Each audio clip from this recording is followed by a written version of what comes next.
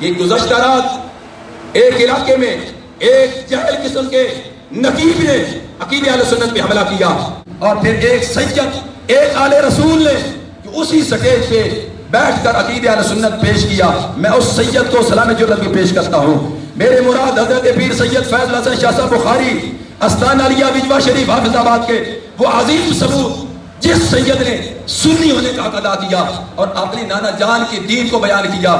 ہرگز اہل سنت دبنے والی نہیں ہے۔ خدا کی قسم، غازی ممتاز حسین قادری شہید نے جو ایک کردار ادا کیا ہے، صدیوں تک اس مرد حر کا وہ کردار اور اس کی روشنی اور اس کی چاشنی اور وہ جلوہ چلے گا، اس لیے کہ جو ممتاز قادری ہو، غازی علم الدین شہید ہو، غازی عامر عبد الرحمن چیمہ شہید ہو، یا کہ غازی احمد شیر خان نیازی ہوں، اللہ کے فضل سے یہ سارے سنی ہیں۔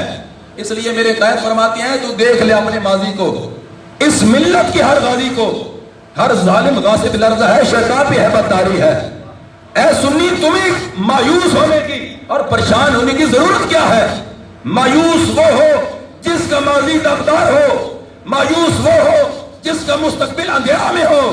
اے سنی، تیرا ماضی بھی بیداغ ہے، تیرا مستقبل بھی روشن ہے، تیرے سینے میں محبت الہی کی شمع روشن ہے، عشق رسول کی جام تمہیں نصیب ہوتی ہے، محبت مصطفیٰ، محبت صحابہ والے بیت اور محبت اولیاء اعظام کی خیرات تیرے سینے میں ہے۔ یہ ہے سنی، تمہیں پریشان ہونے کی ضرورت نہیں ہے، مایوس ہونے کی بھی ضرورت نہیں ہے، صرف ضرورت اس امر کی ہے کہ ہم بیدار ہو جائیں، ہم ہر روز کام کریں۔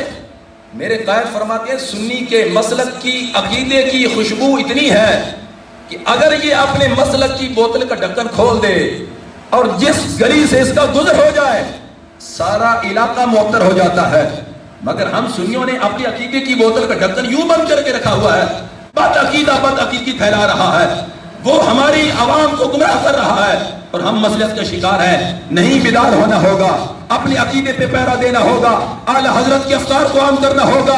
آج مسجدوں کا تحفظ، آج مدارس کا تحفظ، جامعات کا تحفظ جس عقیدے پہ ہے وہ سنی عقیدہ ہے۔ اگر سنی عقیدہ قائم رہا سنی مساجد قائم رہیں گی، اگر سنی عقیدہ قائم رہا سنی مدارس قائم رہیں گے، اگر سنی عقیدہ قائم رہا سنی جامعات قائم رہیں گے۔ سنی علماء، ہماری بہار ہمارے علماء سے ہے، ہمارے اکابر علماء جو اس وقت عقیدے کی سرحدوں پہ کھڑے پہرا دے رہے ہیں، ان کا ساتھ دینا ہم پہ لازم ہے، ضروری ہے۔